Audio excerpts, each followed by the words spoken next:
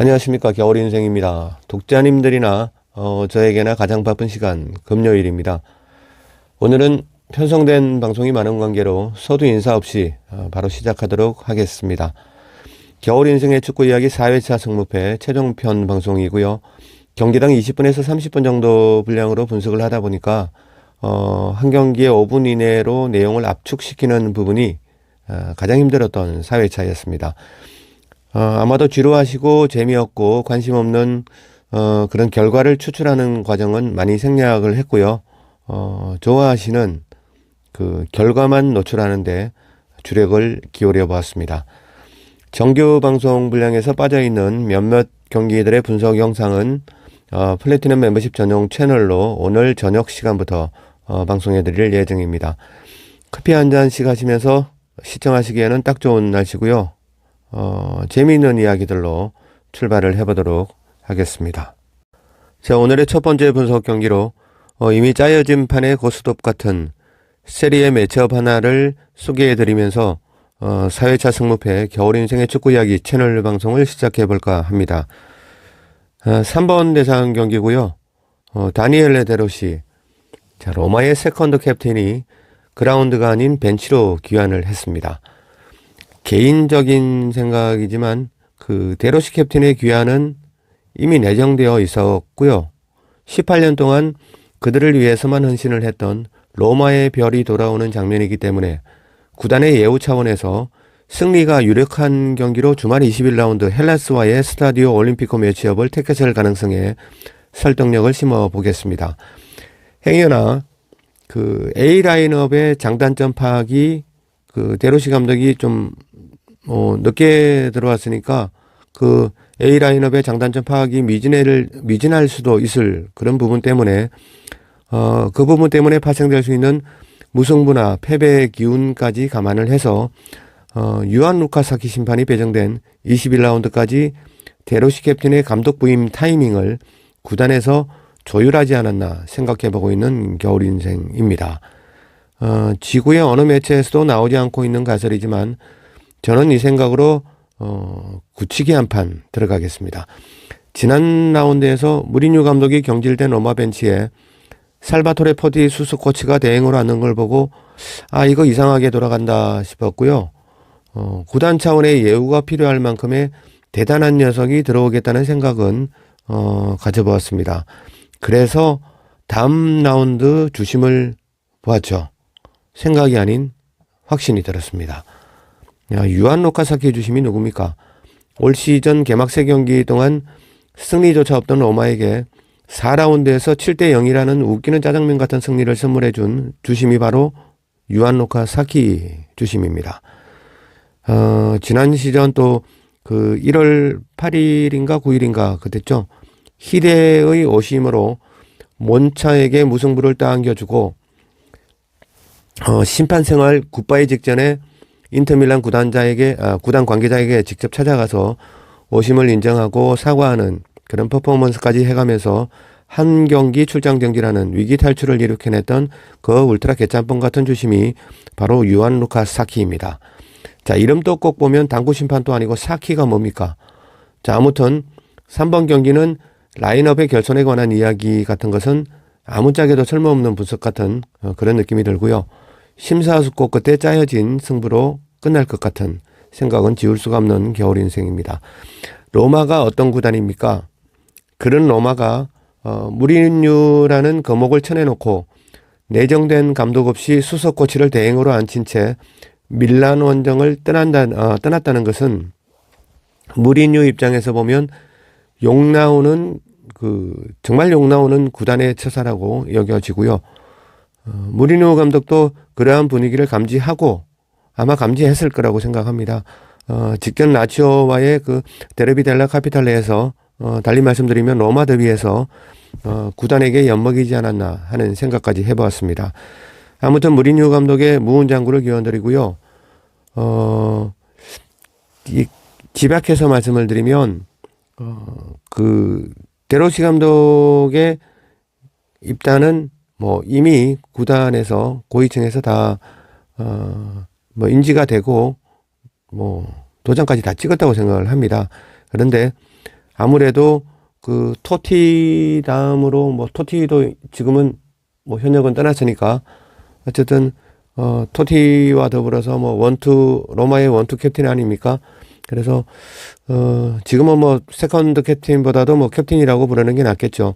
아무튼 그 데로시 캡틴이 로마에서만 18년 동안 다른 팀에 뛰지 않고 18년 동안 현역 생활을 이어왔던 그 로마의 상징이기 때문에 지금 침체되어 있고 또 9위까지 내려가 있는 로마의 그 팬들에게 어떤 그 영웅이 필요했고요. 그래서 그 영웅으로 캡틴 데로시를 이렇게 영입하는 데 성공을 했고, 근데 첫 경기부터 뭐 패하거나 비기면 되지, 좀 꼴이 좀 그렇지 않습니까? 그래서 보니까 21라운드가 아무래도 헬라스와 홈에서 치르는 경기고, 또 주심 배정까지 로마에게 상당히 좀 우호적인 유한 루카 사키 주심이고, 뭐 주심에게 뭐 어떤 뭐 암암리의 어떤 그런 부분까지 생각은 하지 않습니다. 뭐 하든 말든 어쨌든 간에 유한 루카 사키 주심이 죄송합니다. 제가 이 목이 아직 좀 완전하지 않아서 좀 목이 좀 쉰 소리로 나가더라도 이해를 해주시면 감사하겠습니다. 그렇다고 방송을 하지 않을 수도 없고 일단 좀 무리해가면서 하고 있는데 좀 듣기가 불편하신 부분들이 계실 것 같아서 미리 사과 말씀드리겠습니다.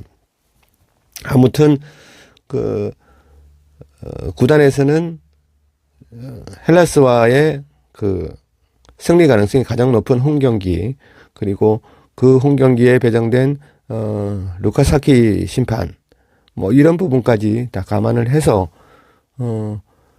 아마 그러니까 로마에서 시작하는 그 뭐 데뷔 경기를 헬라스 경기로 잡지 않았나 이렇게 생각을 해봅니다. 그런데 그 무리뉴 감독이 미리 눈치를 끌었고요. 그래서 아마 저 라치오와 했던 그 로마 더비에서 뭐 무리뉴가 뭐 보통 한 승깔 하지 않습니까? 그래서 뭐 데르비 델라 카피탈레에서 라치오에게 져버렸죠. 그러면 구단에 엿먹이면서까지 아마 그렇게 무리뉴가 했던 부분이, 저는 무리뉴도 이미 짐작을 하고 있었다고 생각을 합니다. 그래서 무리뉴라는 감독을 자를 정도면은 그 다음 감독이 그 다음 경기에 바로 자리에 앉는 게 상식인데, 무리뉴가 나가고 난 다음에 수석 코치가 또 대행으로 앉는 장면을 보고 제가 그렇게 생각을 해봤습니다. 이건 뭔가 이상하다. 분명히 다음 판에는 뭐 감독은 둘째치고 심판부터 보게 되더라고요. 그래서 보니까 그 유명한 유한 루카사키 주심이고, 또 새로 들어 부임하는 감독은 그 유명한 또 다니엘레 데로시 로마의 캡틴이 부임을 하고, 이 경기는 어찌 보면 AS 로마 구단의 축제의 날이 되겠죠. 그렇게 딱 만들어서 이미 짜여진 판의 고스톱 같은 그런 느낌을 지울 수가 없습니다. 좀 가설이 길어서 죄송합니다. 자, 3번 경기는 AS 로마와 유한 루카사키 주심의 승리 구간에 단통으로 박아보겠습니다. 저만의 가설이니까 신뢰하지는 않으셨으면 좋겠고요. 저도 독식용 예비군 배팅에는 무승부도 한번 데려가 보겠습니다. 자, 다음은 우디네세와 AC 밀란이 진검승부를 벌이게 되는 5번 대상 경기로 가보겠습니다. 우디네세의 가브리엘레 치오피 감독의 3-5-1-1 포메이션은 어쩌면 그 세리에 A의 역사의 길이 남을 진취적인 전술로 자리매김하는 그 역사적인 순간들을 여러분과 우리가 함께하고 있다는 그런 생각이 듭니다. 밀란의 스테파노 피올리 감독의 호위무사들인 그 플레이시치, 지루와 레앙도 자금의 우디네스의 3백인 그 크리스텐센, 페레즈, 주앙 페레이라의 광기를 잠재우려 하는 게 쉽지가 않을 거라고 생각이 들고요. 그렇게 하다가는 진짜 지금 크리스텐센, 페레즈와 주앙 페레이라의 그 3백의 퍼포먼스는 정말 놀라울 정도입니다. 우디네스에 말씀드리는 거죠. 아마 밀란의 쓰리톱이죠. 아마 이 뭐 밀란의 쓰리톱을 모르시는 분은 안 계시겠죠. 지루와 그리고 뭐 플리시치, 레앙, 이 쓰리백을 잡으려면 아마 세 명 다 똥줄이 빠질 것 같고요. 또 우디네세는 왈라스, 로브리치, 토뱅의 중앙 미들과 섀도우 스트라이커 로베르토 페레이라가 돌아가는 메짤라 같은 그 풍차 돌리기식의 체인지 포지션에 밀란이 어지러워서 축구하기 싫을 것 같은 그런 AC 밀란이 그려집니다. 우디네스 원스트라이커 로렌조 루카는 정말 신장이 2m가 넘는 선수의 푸드웍이 맞는지 놀랍기만 하고요. 무엇보다 그 볼이 가 있는 곳마다 보이는 로브리치는 마치 11명이 우디네스의 11명이 그 유니폼에 이름 적혀 있는 부분 있죠. 거기에 모두 로브리치라고 써 있는 듯한 착각에 빠질 정도로 정말 어디에서나 나타나는 신출귀몰한 우디네스의 로브리치입니다. 유벤투스를 만나게 되는 그 25라운드까지는 우디네스의 도장 깨기는 만화 속의 이야기가 아닐 것으로 사료가 되고요. 현실 속에서 3511이라는 괴상망측한 그런 공격 축구의 신화를 계속 써내려가지 않을까 조심스럽게 예상을 해보겠습니다. 현재 전력은 전체적인 그 개인 하나하나를 끄집어내서 1대1로 면접 보듯이 비교를 하면 AC 밀란이 우세하다고 생각합니다. 지극히 우세하겠죠. 하지만 11명이라는 그 그림을 몽땅 묶어서 이렇게 두 그 그룹을 비교를 하면은 오히려 우디네세가 훨씬 경쟁력이 있어 보이는 그런 경기력을 보여주고 있습니다. 최근에 10경기 정도 시간이 안 되시면 하이라이트는 좀 보면 좀 이렇게 왜곡될 수 있으니까 아무튼 한 서너 경기만 보셔도 이 팀이 우디네세구나 하는 생각이 들 정도로 굉장한 경기력을 보여주고 있는 그런 팀입니다. 떡볶은 김에 우리나라 그 속담에 떡볶은 김에 제사를 지낸다고 했습니다. 이미 무승부라는 떡은 실컷 보았던 우디네세고 이제 승리라는 제사 지내는 일만 남은 홈팀 우디네세의 패하지 않는 경기력에 승부수를 띄워보는 겨울 인생입니다. 다음으로 소개해드리는 매치업은요. 조금은 조심스러운 접근이 필요해 보이는 경기입니다. 지난 10월 말에 치러졌던 전반 라운드에서는 0대3으로 뒤지던 경기를 칼리아리의 누구였죠? 삽질하던 데이올라를 대신해서 투입되었던 노장 파볼레티가 인저리 타임에 동점과 역전골을 주워 담으면서 그 기적같은 4대3 역전성을 일궈내었던 칼리아리였지만 그날의 경기의 그 내용만으로 주말 경기를 유추해 본다면 프로시노네의 완성이 점쳐지는 7번 경기입니다. 칼리아리 승리의 주역이었던 파볼레티가 팀 내 득점 1위이기는 하지만 주워 먹는 골이나 파이널 위치를 선점하는 능력이 다소 나았다는 느낌뿐이지 피지컬이나 드리블의 반경이 너무나 협소하기 때문에 미스매치가 날 때 교체 자원으로서의 가치밖에는 달리 보이는 것은 없었습니다.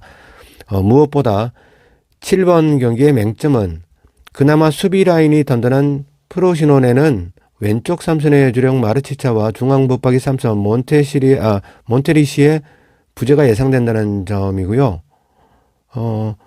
수비가 든든한 프로시노네는 수비가 결손이 있다는 얘기입니다. 그리고 역시 그나마 공격 라인의 임팩트가 장점인 칼리아리는 스트라이커를 원보는 국대로 갔고요. 더블톱이었죠. 오리스탄요와 또 라파둘라는 부상 결장, 망코스는 나올똥말똥이라는 점입니다. 그러니까 칼리아리는 공격에서 좀 장점을 가지고 있는데 공격수들이 부재가 예상되고요. 정리를 해보겠습니다. 프로시노네는 수비가 좋은데 수비가 결장. 그리고 칼리아리는 공격이 좋은데 공격이 결장. 자, 여기에서 좀 막힙니다. 그래서 막걸리 한 잔 꺼내 마시고 원샷 때리고 나서 다시 머리띠 싸매고 지난 맞대결을 풀시청해봤습니다. 자, 독자님들은 어떻게 생각하십니까? 수비 라인이 강한 팀에게는 수비 자원들의 누수가 눈에 띄고 공격 라인이 강한 팀에게는 공격 자원들의 누수가 눈에 띄면 어느 팀의 승리를 선택하실지는 사뭇 궁금해집니다. 장고 끝에 악수일지는 모르지만 그래도 골을 넣을 수 있고 최근 폼이 오름세라는 그 두 가지 조건. 자, 축구는 골을 넣어야 이기죠. 아무리 수비를 잘한다고 해도 골을 넣지 못하면 이기지 못합니다. 자, 그러면 일단 골을 넣을 수 있는 선수, 그리고 또 하나는 그 최근에 뭐 두세 경기를 한정을 해서 폼이 오름세에 올라가야 있는 그런 선수, 이 두 가지 선수의 교집합을 이렇게 끄집어내 봤죠. 그러니까 두 가지의 충족 조건을 채운 선수는 프로시노네의 소울레와 하로이라는 그런 결과물을 얻고 나서야 공략 구간 선택을 마쳤습니다. 7번 경기는 죄송합니다. 홈팀 프로시노네의 승리 구간을 담아가 봅니다. 이제 자꾸 그 불쾌한 목소리를 들여서 죄송합니다. 이 목이라는 게 상당히 예민한 부분이라서 그런지 몰라도 약을 먹어도 잠깐뿐이고 잘 낫지를 않네요. 그리고 또 하루 지나면 또 괜찮다가 하루 지나면 그러고 아무래도 이렇게 목을 많이 서는 일을 하다 보니까 뭐 그런가 보다 생각하고는 있습니다. 아무튼 그 시청자님들이나 독자님들께서 좀 그 역겨워하시거나 아니면 좀 이렇게 불편해하지 않으셨으면 진심으로 감사드리겠습니다. 자, 이제 라리가 경기로 다시 가보겠습니다. 자, 오늘 새벽 살라만카 원정 코파 16강에서 바르셀로나는 나올 선수는 다 나오면서 바르샤의 미래 3명도 팬들에게 선보이는 의미 있는 경기를 치러냈습니다. 눈여겨볼 애기는 그 중앙 3선의 크리스텐센과 교체되면서 절반의 시간을 소화하면서 데뷔전을 치러낸 16살이죠. 파우 쿠바라시 선수. 정말 대단했습니다. 3명의 유소 중에는 가장 될성부른 나무였었고요. 아마 곧 그 유저님들의 대화 속에서 자주 등장하지 않을까 생각을 해봅니다. 다시 바르셀로나는 에스타디오 베니토 비아마린으로 곧장 떠나야 하는 그런 상황이고요. 1월에만 벌써 6경기째를 치르게 되는 강행군 속에 지금 벌써 며칠입니까? 근데 벌써 6경기째 치르게 됩니다. 또 다음에 또 경기도 있고 그 다음에 경기도 있고 한 달에 한 8경기 9경기를 치르게 되는 바르셀로나의 그런 일정입니다. 아무튼 1월에만 벌써 지금 베티스 경기가 6경기째고요.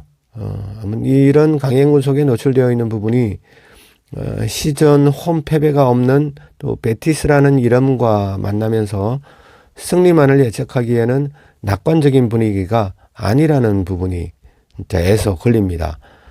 베티스가 결장이 예상되는 그 A 라인업들이 너무 많다 보니까 이 바르셀로나의 손쉬운 승리를 예상하고 있었습니다, 사실. 그런데 오늘 새벽에 메디컬 리스트에 추가 등록된 그 공수 라인에 없어서는 안 될 페레즈와 루이발의 소식을 접하고 나니까 착잡한 마음이 올라오면서 많은 생각들을 하게 된 겨울 인생입니다.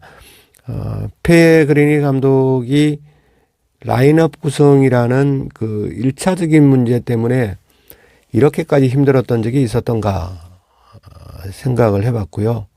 페그리니 감독은 그 당시 어떤 방식으로 그러한 난관을 헤쳐나갔던가 그런 생각도 해봤습니다. 길었던 부상 회복 후에 출전 시간을 조금씩 늘려가고 있는 나빌 페케르가 베티스의 중원을 다시 책임져주는 그런 기적이 일어나지 않는 한 페그리니표 4-2-3-1 포메이션은 그냥 숫자 놀이에 불과할 것이라는 생각에까지 기울었을 때쯤에 3년 전 시즌이 갑자기 떠올랐습니다. 그 A 옵션들의 이탈이 늘어나고 있던 그런 조짐이 보이자 페그리니 감독은 그때 그들이 돌아올 때까지 자물쇠 신공을 시전하면서 그때 유견무 정도 했었는데요. 팀들이 제가 시작하기로는 첫 번째는 아마 엘체로 시작해서 끝날 때가 바이아돌리드로 끝났고요. 중간에 네 팀이 아마 순서가 맞는지는 모르겠는데 첫 경기가 엘체, 그리고 두 번째가 AT 마드리드, 세 번째가 발렌시아, 그리고 레알 마드리드, 아틀레틱 빌바오, 바야돌리드, 아마 이랬을 겁니다. 이 6팀을 상대로 유견물을 만들어냈었고요. 그때도 상당히 좀 선수들의 이탈이 심했고, 그때는 중원의 페키르가 상당히 그 중요한 자원이었는데 100km도 나오지 못한 경기들도 좀 꽤 있었죠. 그래서 그런 상태에서 페그리니 감독은 포메이션의 변동을 주지 않고 4-2-3-1 포메이션에서 그 전술의 변화는 주지 않고 용병술로 그 부분들을 커버를 하면서 무승부를 지지 않는 경기를 6경기 동안, 그것도 레알 마드리드, AT 마드리드, 그 어떤 공격에 특화된 그 아틀레틱 빌바오, 발렌시아 이런 팀을 상대로 그 유격물을 만들어냈다는 건 페그리니 감독이 얼마나 그 지략이 뛰어난 명장이라는 것을 다시 한번 상기시켜 보고 있습니다. 자, 기울기를 미리 예측해보고 그에 상응하는 전술을 대입하면서 팀을 지켜내온 그 명장 페그리니 감독이기에 지금의 이 난파성 같은 레알 베티스를 또 어떤 기막힌 카드로 조타해 나갈지 궁금해집니다. 라인을 전체적으로 내릴 거라는 생각은 변함이 없고요. 바르샤의 사비 감독 입장에서는 그 아버지 같은 페 감독님께서 맞불로 나와주시기를 기대하고 있으리라 짐작을 해봅니다. 두 사람 나이가 아마 27 정도 차이가 날 거예요. 지쳐가는 바르샤가 자 그래도 끊임없이 두드릴 경기로 사려가 되고요. 뚜까패다가 지치면 역습 한 방에 나가 떨어질 수도 있는 그 방전 직전의 피지컬이 지금의 바르셀로나일 수도 있다는 생각에는 변함이 없습니다. 인생사도 그렇지 않습니까? 비워야 채울 수가 있는 법이죠. 이 경기의 결과에 대해 겸허하게 비울 수밖에 없는 칠순의 명장 페그리니 감독의 레알 베티스는 끝나도 끝난 게 아닙니다. 가장 난처한 상황일 때마다 가장 슬기롭게 헤쳐나가는 라리가 최고의 명장 페그리니 감독의 매직을 간과할 수는 없어 보이는 12번 경기로 전망해 보고요. 좀 더 이 경기는 제가 파볼 생각입니다. 지난 경기들도 좀 더 한 번 더 돌려보고요. 일단은 모든 상황들로 봤을 때는 어느 팀이 이기더라도 이상한 매치업은 아닙니다. 물론 베티스가 지금 빠져있는 선수들이 그러니까 오늘이 개막전이다, 오늘이 결승전이다, 아니면 토너먼트성 피하면 안 되는 경기다라고 가정을 하고 그 경기에 투입할 선수의 절반 정도가 지금 없는 그런 베티스입니다. 그렇게 생각하면 어떤 이해가 좀 가시겠죠. 그런데 꼭 그런 선수들이 빠졌다고 해서 무조건 진다는 생각은 하지 않습니다. 바르셀로나가 상당히 많이 지쳐 있고 또 남아있는 선수들로 어떤 변화무쌍한 그 작전을 만들지 모르는 페그리니 감독이기 때문에 아무래도 지쳐있는 동물들에게는 그러니까 그런 제가 생각을 해본 적이 있습니다. 이 경기를 제가 스리마킹으로 지금 지울 건데요. 그 지우기 전에 동물의 왕국에서 제가 생각을 떠올려 봤습니다. 정말로 지쳐있는 사자나 호랑이를 좀 이렇게 그 밑에 동물이 뭐죠? 여우나 늑대? 이 동물들이 만약에 이 상황에서 싸움을 하면 어떻게 될까? 참 별별 생각을 다 해봤습니다. 그래서 사실 정말 누가 이길지 모르겠어요. 물론 바르셀로나가 유리한 것만큼은 사실입니다. 라인업을 구성하는 측면에 있어서 바르셀로나가 훨씬 유리하고요. 하지만 감독의 그 내공, 양팀 감독의 내공에서 페그리니가 사비를 압도하고 있다고 생각이 들고요. 그리고 지금은 올 시즌에 단 한 번의 패배도 없는 지금 베티스의 홈구장으로 지금 떠나는 겁니다. 그래서 이 베니토 비아마린에서 첫 패배가 이번 주말이 될지는 모르겠지만 그 페그리니 감독도 이런 부분들을 분명히 인지하고 있으리라 생각이 듭니다.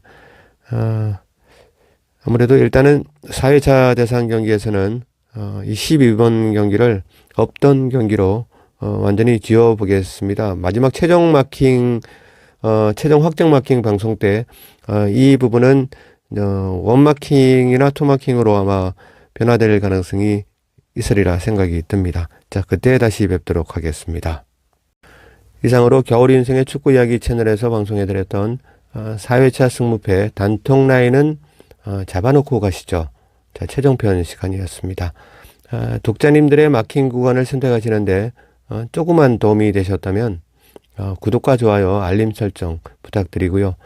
저는 눈 좀 붙였다가 이게 목 아픈데 먹는 약이 이렇게 잠이 잘 오는 그 수면제 같은 그런 느낌이 들더라고요. 약 먹으면 또 금방 잠이 와요. 그래서 저는 눈 좀 붙였다가 저녁 방송에서 다시 뵙겠습니다. 감사합니다. 지금까지 겨울 인생이었습니다. All I've ever wanted, all ice told me, all I've ever needed, all ice told me.